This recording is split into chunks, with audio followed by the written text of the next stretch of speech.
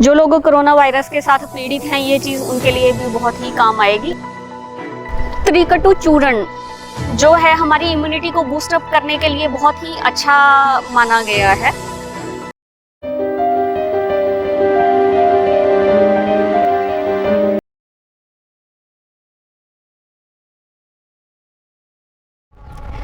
नमस्कार जी, मैं doctor Mukesh Sharda, director doctor Sharda Medilife Ayurveda hospital.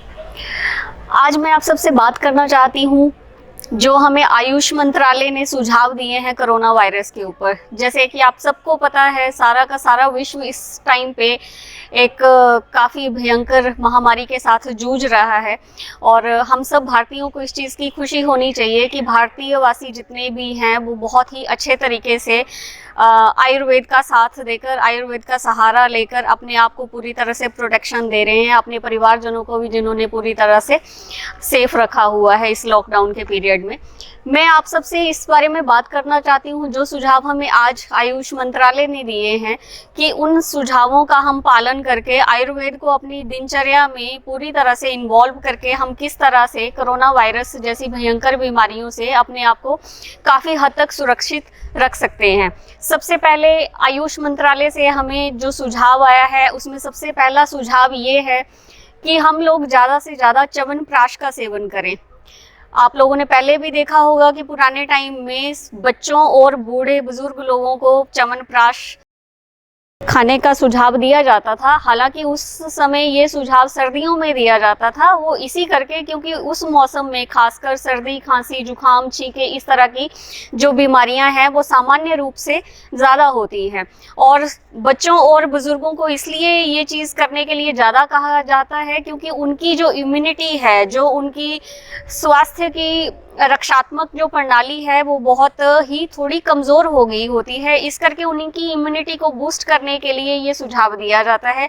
इसी करके आज ये सुझाव सारे ही लोगों को, आम लोगों को भी दिया जा रहा है कि च्यवनप्राश का सेवन करें। 1 चम्मच सुबह और 1 चम्मच शाम को च्यवनप्राश का सेवन करने के साथ आपकी सेहत जो है वो काफ़ी हद तक, इम्यूनिटी पावर जो है वो बूस्टअप होगी ताकि आप इस तरह की बीमारियों के साथ लड़ने की आप लोगों के अंदर शारीरिक क्षमता का विकास हो। दूसरे नंबर पर कहा गया है गोल्डन मिल्क। आयुर्वेद में गोल्डन मिल्क कहते हैं हल्दी वाले दूध को। दूध सबसे उत्तम देसी गाय का, गीर गाय का माना जाता है।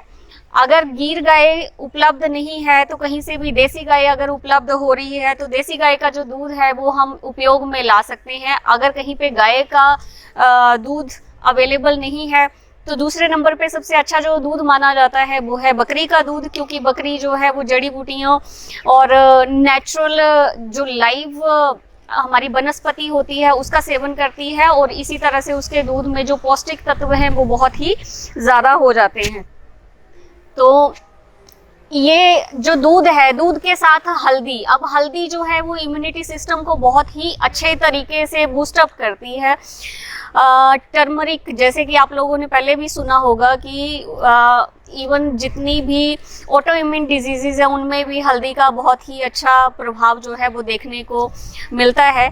इसी करके गोल्डन मिल्क लेने का सुझाव ज़्यादातर दिया जाता है। हल्दी वाला दूध आप सुबह और शाम को यूज़ करें। गर्म या कोसे दूध में हल्दी का 1 चम्मच, अगर बच्चे हैं तो आधा चम्मच, अच्छी तरह से उसको घोल के मिला के अच्छी तरह से फेंट लें। कोशिश करें कि आप लोग चीनी का उपयोग इस समय में बिल्कुल ना करें। चीनी आप लोगों के स्वास्थ्य के लिए बिल्कुल भी लाभदायक नहीं है। गोल्डन मिल्क, हल्दी वाला दूध का उपयोग बहुत ही उत्तम माना गया है। वो हमारे फेफड़ों को, हमारे कफ के कारण होने वाली व्याधियों को दूर करने में बहुत ही उपयोगी होता है। तीसरे नंबर पर, जैसे कि ये बीमारी है, इस बीमारी के साथ सबसे ज़्यादा जो प्रॉब्लम आ रही है वो इन्हेलेशन से रिलेटेड, हमारे लंग्स से रिलेटेड, कोल्ड कफ का जमा हो जाना, खांसी आना, वायरल आना, बुखार हो जाना, इस तरह की चीज़ें बहुत ज़्यादा आ रही हैं। तो इस चीज़ के लिए जो तीसरे नंबर पर सुझाव दिया गया है वो है कि आप लोग अपने दोनों नाक में, राइट और लेफ्ट नॉस्ट्रिल में, या तो गाय का घी या फिर बादाम का तेल, अगर बादाम का तेल भी उपलब्ध नहीं है तो तिल का तेल, उसकी 2-2 बूंदे जो है सुबह और शाम अपनी दोनों ही नाक में डालें। उससे क्या होगा कि हमारे जो इंटरनल नाक के जो नेजल पैसेजेस हैं उनको एक बहुत ही अच्छी ऑयल की लाइनिंग मिल जाती है, जिसके साथ क्या होता है कि अगर बाहर के वातावरण में कोई इस तरह का हार्मफुल बैक्टीरिया है भी तो वो हमारे श्वास के द्वारा हमारे फेफड़ों तक नहीं पहुंचता है। वो एक्स्ट्रा ऑयलेशन के कारण वो वहीं पे चिपक जाता है और जब हम एक्सेल करते हैं फोर्सफुली तो वो बाहर भी निकल जाता है, तो उसकी जो अटैक करने की क्षमता है वो आधी रह जाती है। इसी करके जो नाक में तेल डालने का, इसको आयुर्वेद में नस्य कहा जाता है, ये बहुत ही उत्तम है। सुबह और शाम हम इस चीज़ का उपयोग कर सकते हैं। अगर छोटे बच्चे हैं, लगभग 6-7 साल से कम उम्र वाले जो बच्चे हैं, उनको आप ड्रॉपर की सहायता से नाक में उनके तेल ना डालें। आप ऐसे करें कि अपनी उंगली की सहायता से थोड़ा सा तेल लेके उनके जस्ट नाक में आपने उसको थोड़ा सा टच करना है और हल्की सी नाक की मालिश कर दें। और अगर बहुत ही छोटे बच्चे हैं तो थोड़ा सा गाय का घी लेके उनकी आप चेस्ट पे और उनकी अपर बैक पे जो है वो थोड़ी सी मालिश अपने हाथ से कर सकते हैं। उसके कारण भी उनके जो फेफड़े हैं वो पूरी तरह से एक्टिवेट होते हैं, वहाँ ब्लड फ्लो बढ़ता है और जितना भी कफ जमा होता है वो डाइल्यूट होने में काफ़ी हेल्प मिलती है। तीसरे नंबर पर है काढ़ा। आयुर्वेदिक काढ़ा इसमें सुझाया गया है और काढ़े में ऐसी चीज़ें बताई गई हैं जो कि हमारी इम्यूनिटी को वैसे ही बहुत अच्छा बना देती हैं। आप दालचीनी ले सकते हैं 1 या 2 टुकड़े, थोड़ा सा आप सौंठ, जिसको हम सूखी अदरक कहते हैं, वो ले सकते हैं, काली मिर्च ले सकते हैं और 2 या 3 मुनक्के ले सकते हैं। 1 गिलास पानी लेके ये सारी चीज़ें जो हैं वो उसके साथ उसमें आप डाल दीजिए। कम से कम 10 मिनट अच्छे तरीके से इसको उबालिए। जब ये आधा रह जाएगा तो आप इसको थोड़ा गुड़ डाल के भी सेवन कर सकते हैं। अगर आप गुड़ नहीं डालना चाहते हैं तो आप इसमें थोड़ा शहद ऐड करके भी इसको ले सकते हैं। दिन में 2 या 3 बार अगर आप ये काढ़ा पिएंगे तो आपकी जो इम्यूनिटी है वो वैसे ही बहुत अच्छी बूस्टअप हो जाएगी। इसके साथ साथ सारा दिन भर गर्म पानी जो है वो थोड़ी थोड़ी देर के बाद पीते रहिए।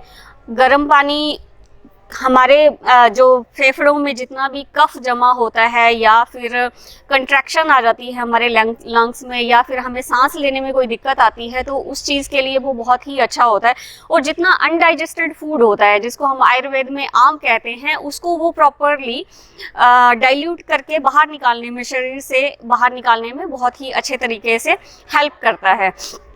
इसके साथ साथ पुदीने की पत्तियाँ सारे दिन में हम अपने खाने में यूज़ कर सकते हैं और लौंग का पाउडर इसमें बहुत ही अच्छा सुझाव दिया गया है। थोड़े से लौंग का पाउडर बना के रख लें और पुदीने की पत्तियों के साथ उसको मिक्स करके दिन में 2-3 बार आप ले सकते हैं। आप चाहें तो उसके साथ गर्म पानी भी ले सकते हैं। ये सारी औषधियाँ जो हैं पुदीने को छोड़ के, ये अपनी प्रकृति में थोड़ी सी गर्म है। गर्म होने के साथ साथ इनका जो हमारे स्वास्थ्य पर लाभ है वो बहुत ज़्यादा बढ़ जाता है, क्योंकि ये जो भी बीमारी है इस टाइम पे ये हमारे लंग्स को सबसे ज़्यादा अटैक कर रही है, जिससे कफ की एक्युमुलेशन बढ़ जा रही है, कफ का जमा होना फेफड़ों के आसपास बढ़ जा रहा है।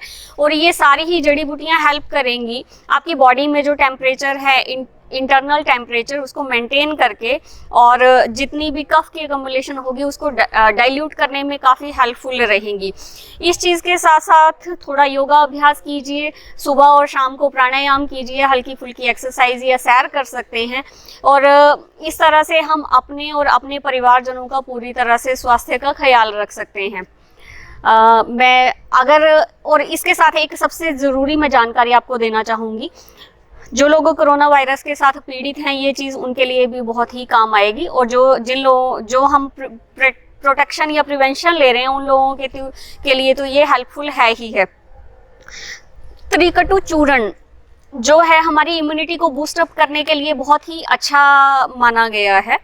इसमें समान मात्रा में 3 औषधियाँ लेकर ये चूर्ण बनाया जाता है, जिसमें पिपली, सौंठ और काली मिर्च, ये 3 चीज़ें आप लेके बराबर मात्रा में लेके, चाहे 50 ग्राम चाहे 100 ग्राम लेकर, इन तीनों चीज़ों को बराबर मात्रा में अच्छे तरीके से कूट लें। पाउडर फॉर्म में पाउडर अच्छे तरीके से बना लें, काफ़ी महीन पाउडर बना लें और दिन में 2 या 3 बार, जब भी आप खाना खाएं उससे कोई 10 या 15 मिनट पहले गर्म पानी के साथ आधा चम्मच इस पाउडर का सेवन ज़रूर करें। इस पाउडर का सेवन करने से क्या होगा कि आप जो भी खाना खाएंगे वो पूरी तरह से डाइजेस्ट हो जाएगा और उसकी जो है आम नहीं बनेगी। डाइजेस्टेड फूड जो है वो किसी भी सेंस में आपकी बॉडी के अंदर नहीं रहेगा और आपको भूख भी बहुत अच्छी लगेगी। और ये जो पाउडर है स्पेशली ऑटो इम्यून डिजीजेज में रेकमेंड किया जाता है। अगर आप में से किसी लोगों को अगर ये पाउडर बनाने में मुश्किल आ रही है या हो सकता है इस टाइम पे आपको अच्छी क्वालिटी की जड़ी बूटियां ना मिल पाए, तो आप कभी भी डॉक्टर शारदा मिडलाइफ आयुर्वेदा हॉस्पिटल में भी संपर्क कर सकते हैं। हम आपको ये मेडिसिन ऑनलाइन भी प्रोवाइड करवा सकते हैं।